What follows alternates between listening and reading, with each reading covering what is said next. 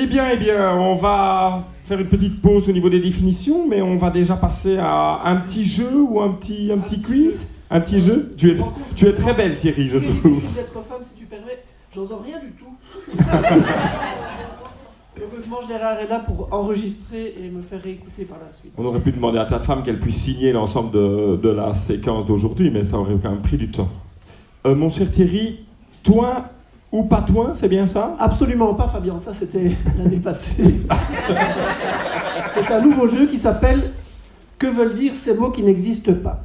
C'est un petit jeu linguistique. C'est quand même le but premier de nos soirées, apprendre en s'amusant des choses qu'on aura oubliées en sortant. Donc le jeu que je vous ai préparé ce soir concerne notre lexique français. Attention, je ne ferai allusion qu'au vocabulaire et pas à ces petites corrections orthographiques rédigées il y a 25 ans et pompeusement appelées réforme de l'orthographe que nos voisins français viennent de découvrir. Ça, on n'en parlera pas ici, au bar si vous voulez, et Simon me donnera un coup de main au besoin. Je vais vous proposer des mots et vous me direz s'ils existent ou pas. Enfin non, puisque si je vous les propose, c'est qu'ils ont une réalité qui leur est propre. Donc vous me direz simplement si ce sont des néologismes, ou non. Donc vous me direz néo ou vieillot. D'accord. Par exemple, si je vous dis apopatodiafulatophobie, vous me dites vieillot, car tout bon diconneur sait maintenant que c'est la peur d'être constipé. Mais si je vous dis luposlipaphobie, vous me dites néo, car c'est un mot inventé par Gary Larson, ce génial croll nord-américain, pour qui la luposlipaphobie est la crainte excessive d'être poursuivi par des loups sur le parquet fraîchement ciré d'une cuisine en ne portant que des chaussettes aux pieds.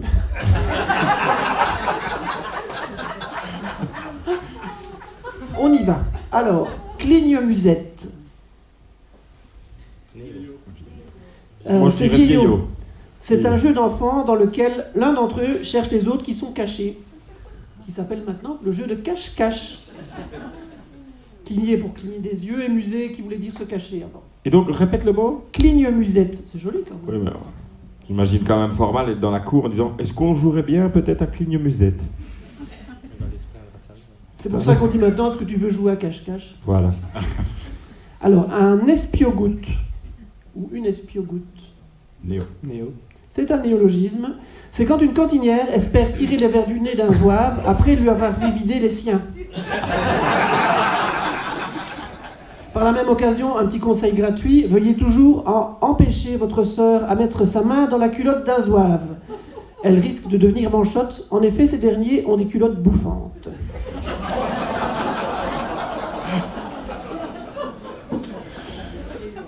Mais encore, Thierry. Sac-boute. Vieillot, Adrien va me dire évidemment vieillot. C'est la première mention du terme sac-boute date du XVe siècle. C'est la contraction du verbe ancien, de l'ancien français saquer et bouter, qui signifie tirer, saquer vos lompis, et pousser, boutons les Anglais hors de France. Le sac-boute est l'ancien nom du trombone à coulisses. Une non-versation. Néo. C'est un néologisme. La non-versation fait référence au discours que vous tient un membre du comité Saint-Roch, que je ne vous citerai pas, je ne vous donnerai pas son nom, par respect pour les clercs de notaire, à 1h30 du matin, que vous sortez du rapido avec une seule envie, celle de rentrer le plus rapidement possible, vous glissez sous la couette, membre moustachu qui soliloque sous l'importance de venir jouer de la trompette à la descente de la statue le dimanche à Saint-Roch à 9h du matin, sans tenir compte de vos arguments pourtant pertinents. Vous avez autre chose à faire à ce moment et surtout, vous ne jouez pas de trompette. Le syndrome d'autobrasserie. D'autobrasserie. Oui. Néo. Vieillot. Vieillot. C'est une maladie intestinale rare qui se manifeste par une production enivrante d'alcool due à une fermentation excessive dans le système digestif, causée par la levure de bière. Je vous cite un article du soir que j'ai sous la main. Il est là, Simon l'a vu tantôt.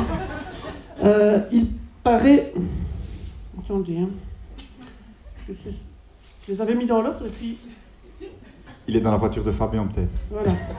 Depuis plusieurs années, Nick S. est ivre après le repas. Lorsque Nick mange ou boit De l'amidon contenu notamment dans des pâtes, du pain ou du soda, la levure fermente et transforme les sucres en éthanol. Sa situation s'est améliorée puisqu'il n'est ivre qu'une ou deux fois par mois. Voilà, oui.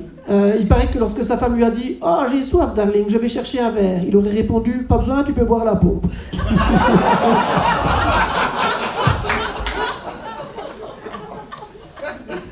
Un couloir de robe. Thierry, je voulais te demander, est-ce que par exemple, à Toin, il existerait des personnes qui pourraient souffrir de cette maladie et malheureusement qui, en plus, font commerce d'aliments où il y a beaucoup d'amidon dedans, à la ville haute, je ne sais pas si tu vois... Je ne me risquerai pas un commentaire, Fabien. La suite. Un couloir de robe. Couloir de robe. Néo. Néo, oui. C'est un néologisme. C'est l'endroit où, au milieu de la nuit, le marcheur, le Gilles ou le membre du comité Saint-Roch range ses vêtements après sa sortie annuelle, marche ou carnaval. Il est souvent accompagné de l'escalier de robe. Le reste de l'année, le couloir de robe est remplacé par la chaise de robe, plus petite mais tout aussi efficace. Alors j'en ai encore deux ou trois. Apocatastase. Apocatastase. Vieillot. Non, c'est un mot qui existe. C'est la restauration finale de toute chose à leur état d'origine. Ce terme devait s'appliquer à la place du chapitre, destiné à l'espace public et non au stationnement. J'ai découvert ce mot dans une entrevue de Siegfried Brack au journal Le Soir. Les collaborateurs ont été condamnés, mais reste-t-on criminel pour le reste de sa vie? Les gens peuvent se tromper. Je suis en faveur de l'apocatastase. Un coccygrue. Vieillot. Oui, c'est une créature imaginaire mentionnée pour la première fois par Rabelais dans Gargantua. Elle est née de l'union d'un coq, d'une grue et de la ciguë, dont elle est friande. Elle peut désigner une chose inventée, comme la phrase « La Nouvelle Gazette est un journal ».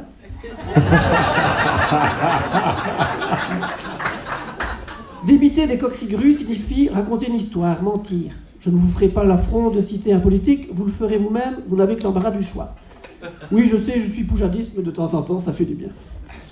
Regarder voler des coccygrues signifie se faire des illusions, s'occuper de choses inexistantes, voire ne rien faire du tout. Au centre culturel, ce n'est pas Johan qui regarde passer les coccygrues. Autolepsie. Néo. C'est un néologisme, oui. C'est s'endormir dès qu'on rentre dans une voiture. Cécile est atteinte d'autolepsie. Et enfin, pour terminer, un anglicisme. Le post-clapping. Néo. C'est un néologisme. C'est continuer à applaudir quand tout le monde a arrêté.